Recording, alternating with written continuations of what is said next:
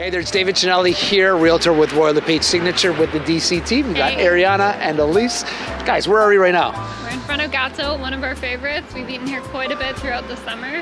Highly recommend the shrimp.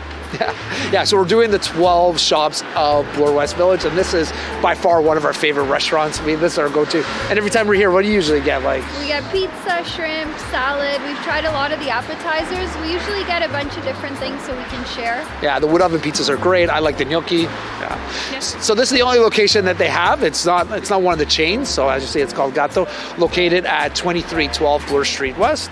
I highly suggest if you have a family and you get together. They're also licensed, so I like that as well. They've been here for 3 years in Bloor West Village. Yeah, so it's great. Actually, I think it's 2 years. So was it December 2019, I believe? Yeah. Yeah, sorry, 2 years. Going on 3 years. Going on 3 years. So yeah, if you're in the area, come check it out. Yeah, if you have any recommendations, what you would choose?